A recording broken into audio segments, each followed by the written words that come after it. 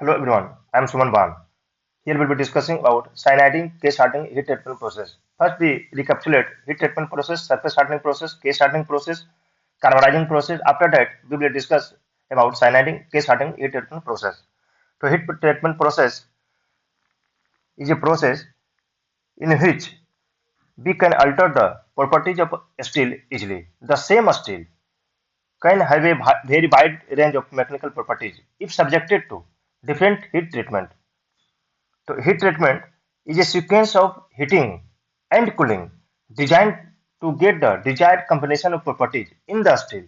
The changes in the properties of a steel after heat treatment are due to the phase transformation and structural changes that occur during the heat treatment. The factor which determine and control these structural changes are called the principle of heat treatment. The important principles of heat treatment are as follows: phase transformation during heating, effect of cooling rate on structural changes during cooling, effect of carbon content and alloying elements. तो heat treatment process में after cooling, heating और cooling के दौरान क्या क्या होता है उसको हम लोग देखते हैं. दिस इज स्टील का एक पार्ट है, स्टील का एक छोटा सा टुकड़ा. इसका माइक्रोस्ट्रक्चर रूम टेम्परेचर पर, रूम टेम्परेचर कंसिडर करते हैं 20 degree centigrade to 40 degree centigrade. इसका जो माइक्रोस्ट्रक्चर होगा रूम टेम्परेचर पर, microstructure of steel consist at room temperature ferrite plus pearlite plus carbide. After heating 7 to 7 degree centigrade, pearlite microstructure changing into austenite phase. After heating, more heating 7 to 7 degree centigrade से ज्यादा जब हम heat करते हैं तो ferrite plus carbide both will be converted into austenite phase. Now we consider a constant temperature 800 degrees centigrade, that is austenization temperature. Austenization temperature, and we will hold at this temperature half an hour. This temperature will be called austenization temperature, and this period called as soaking period.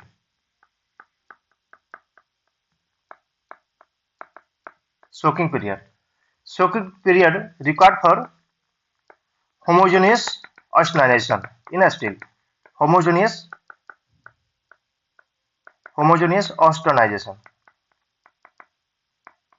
in a steel. मतलब soaking period इसलिए रखा जाता है ताकि इस steel का जो microstructure है होमोजेनियस, मतलब सारा पार्टिकल जो है इसका फेराइट, परलाइट प्लस कार्बाइड और जितना भी इसका माइक्रोस्ट्रक्चर है वो ऑस्टेनाइड में कन्वर्ट हो जाए. तो 800 डिग्री सेंटीग्रेड प्लस पर इसको होल्ड करते हैं ताकि ये इसका माइक्रोस्ट्रक्चर ऑल ओवर होमोजेनियस में कन्वर्ट हो जाए. आफ्टर होमोजेनियस ऑस्टेनाइजेशन इन स्टील पार्ट इसको कूल किया जाता है, कूलिंग किया जाता है. कूलिंग करने का दो तरीका हुआ, एक फास्ट कूलिंग किए, एक स्लो कूलिंग किए. जब फास्ट कूलिंग करेंगे तो क्या प्राप्त होगा उसको देखते हैं. मार्टेनसाइट प्लस बेनाइट स्ट्रक्चर प्राप्त होगा. जब स्लो कूलिंग करेंगे तो मेरा फेराइट प्लस परलाइट प्राप्त होगा. तो नेचर ऑफ माइक्रोस्ट्रक्चर को देख लेते हैं क्या होता है. नेचर ऑफ माइक्रोस्ट्रक्चर, मार्टेनसाइट का जो नेचर होता है ये वेरी हार्ड होता है और फेराइट जो होता है सॉफ्ट होता है. परलाइट जो होता है मीडियम होता है. इसका मतलब क्या हुआ, ये स्टील का टुकड़ा है, स्टार्टिंग में ये सॉफ्ट है, नेचर इसका है। इसको यदि हार्ड करना है तो क्या करेंगे हम, पहले इसको हम हीट करेंगे। हीट का रेंज भी बता दिए, अपर critical temperature, lower critical temperature.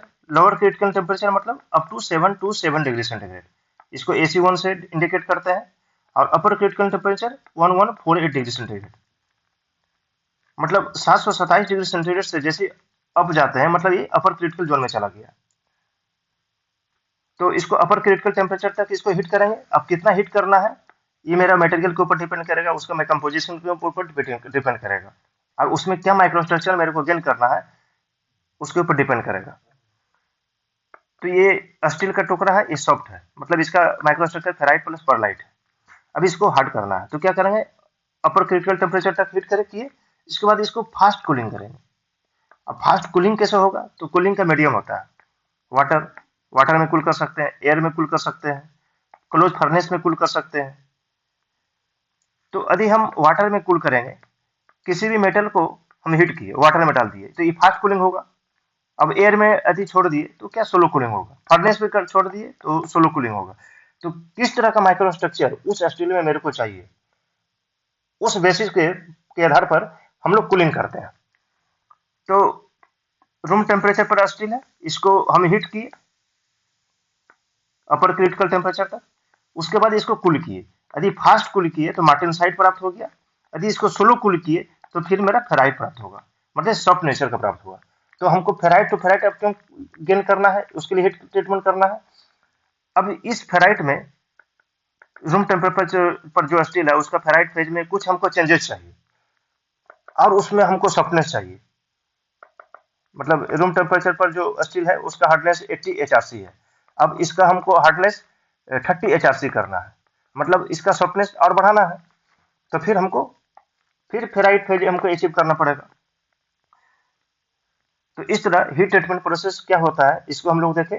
किसी भी स्टील का माइक्रोस्ट्रक्चर चेंज करके उसका हार्डनेस सॉफ्टनेस चेंज करना ही हीट ट्रीटमेंट प्रोसेस के द्वारा अचीव कर सकते हैं। मतलब सेम स्टील में अलग अलग प्रॉपर्टीज को अचीव कर सकते हैं। अब एक ये स्टील का टुकड़ा बार रड, इसका डाया 100 mm है। इस स्टील का बार का जो 20 mm डेप्थ है, इसका हार्डनेस 100 HRC मेरे को लाना है, और इसका कोर का जो हार्डनेस है 20 HRC रखना है। सेम स्टील का बार में अलग अलग हार्डनेस को लाना है। तो ये कैसे अचीव होगा, तो इसको अचीव करने के लिए हम दो तरीका फॉलो करते हैं। एक क्या करते हैं कि इसका सरफेस, इसका जो सरफेस है इसको हम ऐसा हीट करते हैं ताकि इसका अस्टनाइट फेज में इसका सरफेस जो है, केस जिसको केस बोलते हैं, अस्टनाइट फेज में कन्वर्ट हो जाए, बाकी इसका अंदर का फेज फेराइट परलाइट रह जाए।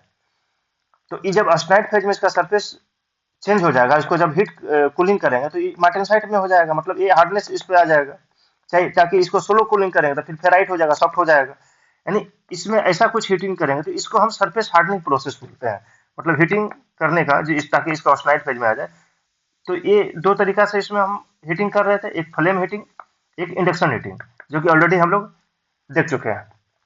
और दूसरा प्रोसेस क्या है कि ये स्टील का बार है, इसका डाया 100 mm है, इसका जो डेप्थ जो 20 mm तक जो मेरे को 100 HRC 100 हार्डनेस लाना है, और अंदर का जो कोर का, ये अंदर का पार्ट कोर कहलाता है, और इसका सरफेस केस 20 HRC रखना है।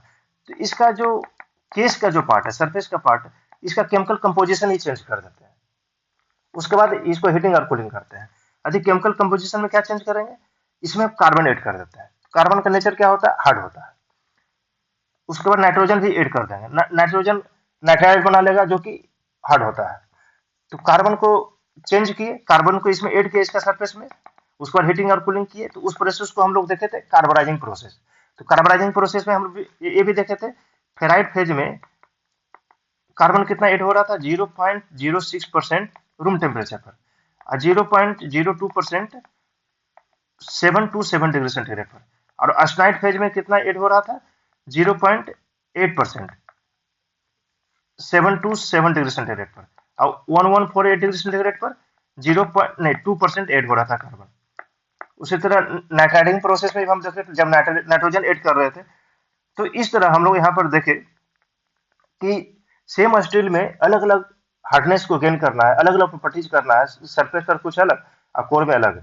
तो उसके लिए हम लोग सरफेस हार्डनिंग किए और केस हार्डनिंग किए। तो केस हार्डनिंग में क्या हुआ, केमिकल कंपोजिशन को ही हम लोग सरफेस पर चेंज कर देते हैं। ठीक है, तो सिर्फ कार्बन को चेंज किए, तो उस प्रोसेस को कार्बोनाइजिंग प्रोसेस देखे। कार्बोनाइजिंग प्रोसेस में 3 तरह के प्रोसेस देखे, pack, liquid and gas carbonizing. उसके बाद नाइट्रोजन को सिर्फ ऐड किए इस स्टील बार का सरफेस में, तो उसको नाइट्राइडिंग प्रोसेस देखे। अब एक तीसरा प्रोसेस हम लोग देखे थे, कार्बोनाइट्राइडिंग, मतलब कार्बन और नाइट्रोजन दोनों ऐड किए, लेकिन गैस फॉर्म में ऐड करते थे कार्बोनाइट्राइडिंग प्रोसेस में। और अभी जो हम लोग साइनाइडिंग प्रोसेस जो देखने वाले हैं, इस सरफेस में कार्बन और नाइट्रोजन को ऐड करेंगे, कार्बन प्लस नाइट्रोजन को, लेकिन लिक्विड फॉर्म में हम लोग करेंगे। तो इसको हम लोग लिक्विड फॉर्म में यहाँ पर हम लोग देखेंगे। कार्बोनाइट्राइडिंग में क्या हुआ था, कार्बन और नाइट्रोजन इसका सरफेस में केस में ऐड कर रहे थे, लेकिन वो गैस फॉर्म में था। लेकिन साइनाइडिंग प्रोसेस में क्या होता है, लिक्विड और कार्बन इसका सरफेस में ऐड करेंगे, लेकिन वो लिक्विड फॉर्म में रहेगा, जिसको अभी हम लोग डिटेल से देखेंगे। साइनाइडिंग प्रोसेस, तो एक असिल का बार यहाँ पर शो कर रहा है, जिसका डाया 100 mm है। इसका सरफेस को हम लोग केस बोलते हैं। 20 mm डेप्थ तक हमको 75 HRC एज्यूम कर रहे हैं कि हमको हार्डनेस लाना है 20 mm डेप्थ तक, और कोर का हार्डनेस 20 HRC रखना है। और इसको साइनाइडिंग प्रोसेस के द्वारा केस हार्डनिंग प्रोसेस हम लोग करेंगे। केस हार्डनिंग प्रोसेस मतलब क्या हुआ कि सरफेस में कुछ अलग हार्डनेस लाना है और कोर में कुछ अलग हार्डनेस लाना है, लेकिन इस हार्डनेस को लाने के लिए सरफेस केस का केमिकल कंपोजिशन को हम लोग चेंज करेंगे। तो उस प्रोसेस को हम लोग केस हार्डनिंग प्रोसेस बोलते हैं। अब केस हार्डनिंग का बहुत सारा अलग अलग तरीका को हम लोग देखें। अब उस प्रोसेस में एक साइनाइडिंग प्रोसेस को अभी हम लोग देख रहे हैं, जिसमें केस में कार्बन और नाइट्रोजन को ऐड करना है, और उस एडिशन जो एडिशन होगा वो लिक्विड फॉर्म में होगा। तो cyaniding is a process by which carbon and nitrogen content at the surface of a steel are increased. It is also called as liquid carbonitriding. Carbonitriding process में हम लोग क्या देखे थे, कार्बन और नाइट्रोजन सरफेस में ऐड करते थे, लेकिन वो गैस फॉर्म में होता था। मतलब कार्बन जो ऐड करेंगे गैस फॉर्म में, एक्टिव कार्बन को हम लोग गैस फॉर्म में रहेगा, और नाइट्रोजन भी ऐड करेंगे, अमोनिया को हम लोग गैस फॉर्म में लेकर आ जाएंगे। तो यहाँ पर साइनाइडिंग प्रोसेस में लिक्विड फॉर्म में होगा। अब इसको आगे देखते हैं। The commonly used cyanide bath consist of sodium cyanide. Bath मतलब एक ऐसा बॉक्स टाइप का कुछ रहेगा, उसमें जो भी केमिकल रहेगा नाइट्रोजन और कार्बन को अचीव करने के लिए, तो इस तरह bath. The commonly used cyaniding bath consist of sodium cyanide, sodium carbonate and sodium chloride. तो ये सब जो इंग्रेडिएंट बाथ में हम लोग रख रहे हैं, कार्बन और नाइट्रोजन को, एक्टिव कार्बन और एक्टिव नाइट्रोजन को प्राप्त करने के लिए, ताकि ये जो स्टील बार, इस बात में हम स्टील बार को रखें और स्टील बार को इसमें डालें, जिसमें हमको इसका सरफेस में कार्बन और नाइट्रोजन ऐड करना है। बाकी सब ये सब इंग्रेडिएंट है, sodium cyanide, sodium carbonate and sodium chloride, उसको भी उसमें इंसर्ट किए।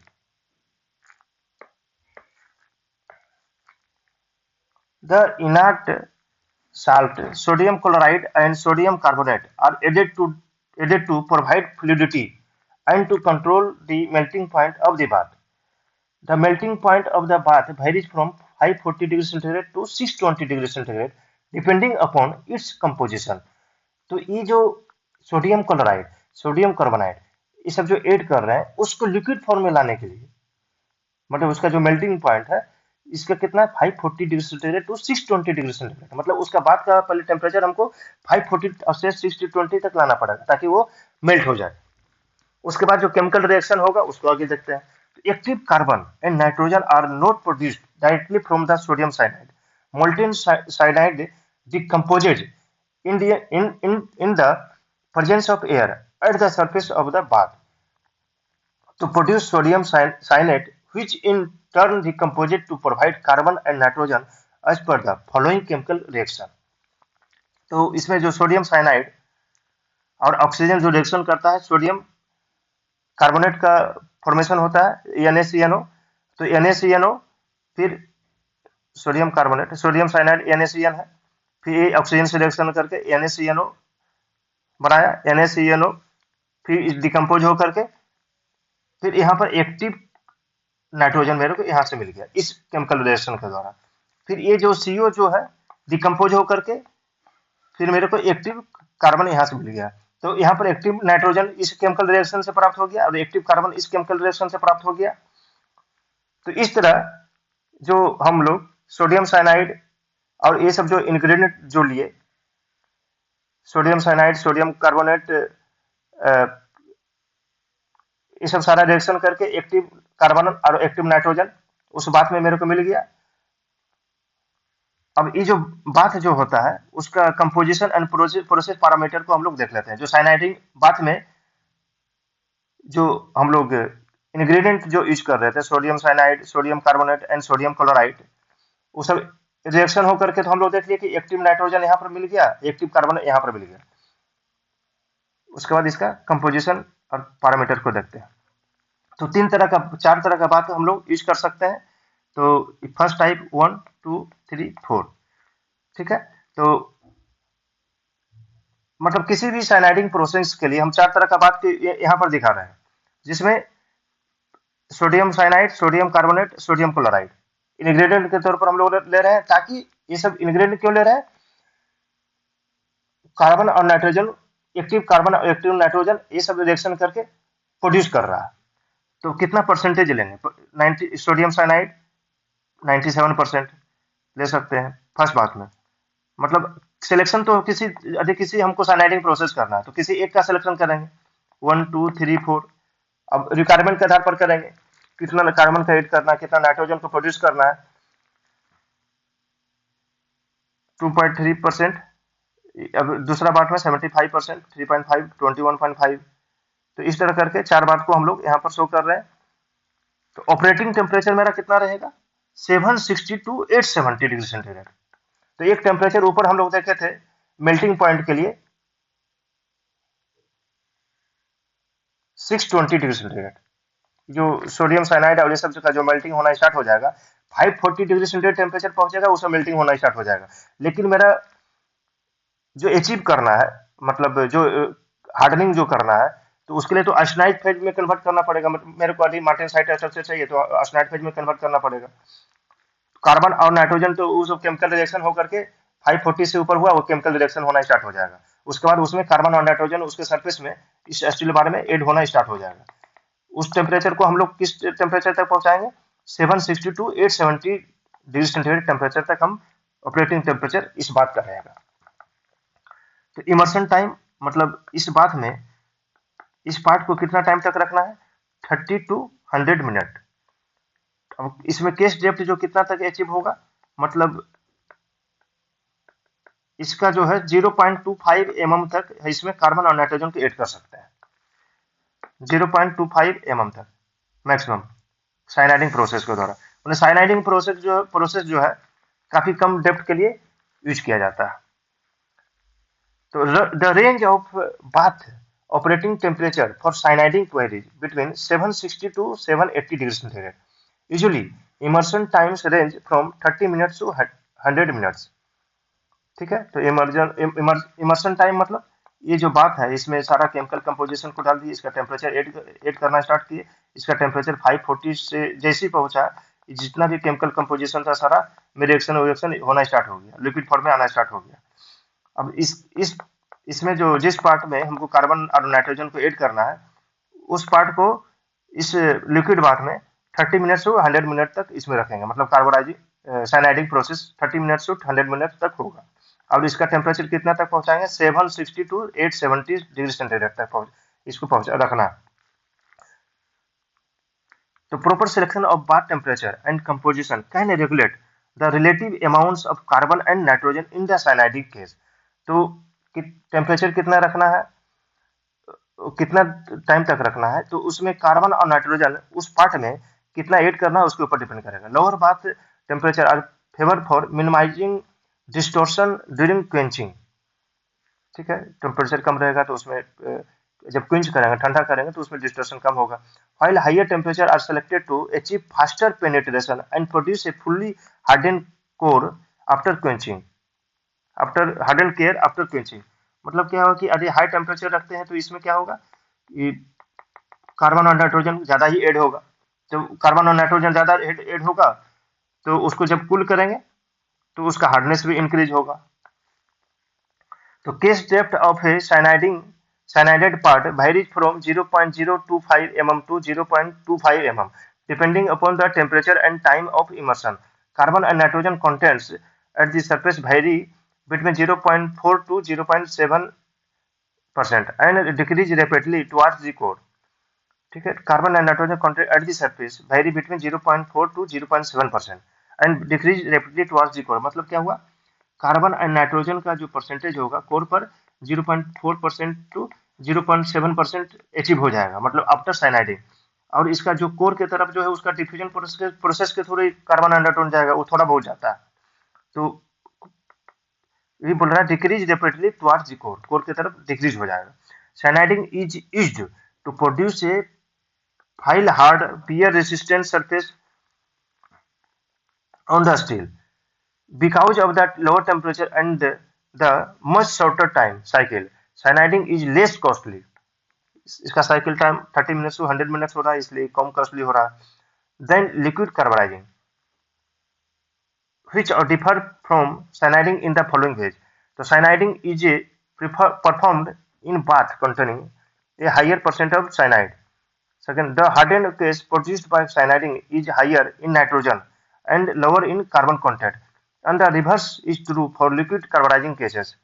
Cyaniding cyanide cases are seldom applied to a depth greater than 0.25 mm, while carbonizing bath permits cases of 3 mm। मतलब सिर्फ कार्बोनाइजिंग, सिर्फ कार्बन ऐड करते हैं तो उसमें केस डेप्थ जो प्राप्त होता है 3 mm तक हम लोग अचीव कर सकते हैं, जबकि साइनाइडिंग प्रोसेस जो कर रहे हैं जिसमें कार्बन और नाइट्रोजन दोनों ऐड हो रहा है उसमें हम लोग केस डेप्थ 0.25 mm तक अचीव कर सकते हैं। तो यहाँ पर दूसरा पॉइंट में हम लोग देखें, the hardened case produced by cyaniding is higher in nitrogen. तो नाइट्रोजन जब इसमें साइनाइडिंग प्रोसेस करते हैं तो उसमें जो हार्डनेस जो प्राप्त होता है वो नाइट्रोजन के कारण ज्यादा प्राप्त होगा। मतलब उसमें नाइट्रोजन यदि हार्ड ज्यादा करना है तो उसमें नाइट्रोजन ऐड ज्यादा करना पड़ेगा। मतलब कार्बन कंटेंट यदि कम भी रहेगा तो वो अचीव हो जाएगा हार्डनेस। तो cyanides are highly poisonous and precaution must be taken in handling and working with these baths। If the cyanides are allowed to come in contact with scratches or wounds, they are highly toxic। Badly poisonous fumes are evolved when cyanides are brought into contact with acids। तो cyanide जो होता है poisonous होता है, इसको handling जो है हम लोग काफी प्रिकॉशन से इसको करना पड़ता है।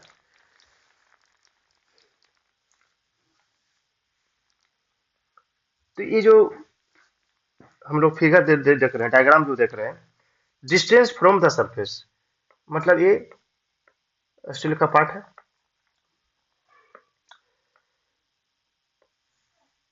इसका डाया 100 mm है, इसका केस डेप्थ 0.25 mm तक हमको कार्बन और नाइट्रोजन को ऐड करना है। इसका टेम्परेचर 875 तक हम लोग पहुंचाए तो क्या होगा, इसका सरफेस में अस्नाइड फेज में कन्वर्ट हो जाएगा। तो डिस्टेंस फ्रॉम द सरफेस, ठीक है, तो ये सरफेस पॉइंट है और ये जो दिखा रहा है 0.25 mm तक। और ये अगला जो फेज है हीट का ट्रांसफर कुछ मेरा यहाँ तक भी होगा, यानी कार्बन और नाइट्रोजन का एडिशन यहाँ तक भी होगा। तो ये जो पॉइंट है ये वाला पॉइंट दिखा रहा है, ये नेक्स्ट 5 mm तक हम लोग देख रहे हैं जिसमें हीट का ट्रांसफर हुआ कंडक्शन प्रोसेस के द्वारा। बाकी जो पहले जो कोर का पोर्शन है ये वाला पोर्शन है कि सरफेस पोजीशन में, केस पोजीशन में फेराइट परलाइट सारा जो है अस्नाइड में चेंज हो गया। उसके बाद थोड़ा बहुत हीट का ट्रांसफर यहाँ पर हुआ इस जोन में, तो ये अस्नाइड में चेंज हो जाएगा परलाइट, फेराइट एजिट रह जाएगा। और बाकी जो कोर है उसमें टेम्परेचर का बहुत कम ही ट्रांसफर हुआ, तो फेराइट और परलाइट एजिट, फेराइट और परलाइट रह जाएगा। तो distance from the surface and versus temperature, ये डायग्राम लिखा हुआ है। AC1 मतलब lower critical temperature 727 degree centigrade, अपर क्रिटिकल टेम्परेचर मतलब एबव टू 7 डिग्री सेंटीग्रेड। तो ये आफ्टर कूलिंग, कूलिंग के बाद जो माइक्रोस्ट्रक्चर जो प्राप्त होगा इस स्टील बार में, तो सरफेस पर कितना मार्टेनसाइट प्राप्त होगा। बाकी यहाँ पर जो था जो कि कंडक्शन प्रोसेस के द्वारा जो हीट फ्लो बहुत ट्रांसफर हुआ था, तो जो यहाँ पर जो अस्टाइट जो चेंज हुआ था वो भी मार्टेनसाइट में चेंज हो जाएगा। बाकी जो बाकी परलाइट और फेराइट इस जोन में रहेगा, वाइजिट परलाइट प्लस फेराइट हो जाएगा। यहाँ पर तो हीट का ट्रांसफर बहुत ही कम हुआ था, तो फिर इस जोन में जो फेराइट और परलाइट रहेगा, वाइजिट फेराइट और परलाइट रह जाएगा। तो इस ये जो पॉइंट है जीरो है, मतलब इस सरफेस का पॉइंट है। और ये जो डायग्राम जो दिखाया गया डिस्टेंस फ्रॉम द सरफेस, और इधर हार्डनेस। तो ये जो जोन है इसमें मार्टेनसाइट चेंज हो जाएगा। कूलिंग के बाद ये दिखाया जा रहा है, ये ड्यूरिंग हीटिंग ये है, और ये आफ्टर कूलिंग, जो माइक्रोस्ट्रक्चर आफ्टर कूलिंग इसमें जो प्राप्त हुआ आफ्टर कूलिंग मार्टेनसाइट। अब कुछ अस्नाइट जो है अस्नाइट रह गया था, तो रिटेन अस्नाइट रह जाएगा। बाकी इस ये वाला जोन में मार्टेनसाइट जो अस्नाइट जो कन्वर्ट हुआ था वो मार्टेनसाइट में कन्वर्ट हो जाएगा, परलाइट और फेराइट एजिट रह जाएगा। और यहाँ पर जो है फेराइट और परलाइट ये जो माइक्रोस्ट्रक्चर एजिट यहाँ पर सेम रह जाएगा, क्योंकि इसमें हीट का कुछ ट्रांसफर ही नहीं हुआ। तो फेराइट और परलाइट आफ्टर कूलिंग ही फेराइट और परलाइट ही कोर में रहेगा। तो एक ही मटेरियल में अलग अलग हार्डनेस को प्राप्त करना वो केस हार्डनिंग प्रोसेस कहलाया। और केस हार्डनिंग का भी बहुत सारा प्रोसेस है, उसमें साइनाइडिंग प्रोसेस एक प्रोसेस है। उस प्रोसेस को आज हम लोग यहाँ पर डिटेल से देखें कि साइनाइडिंग प्रोसेस में किसी भी एक मटेरियल में, किसी भी एक स्टील कवर में अलग अलग हार्डनेस कैसे अचीव करते हैं, उसको यहाँ पर डिटेल से देखें। Thank you.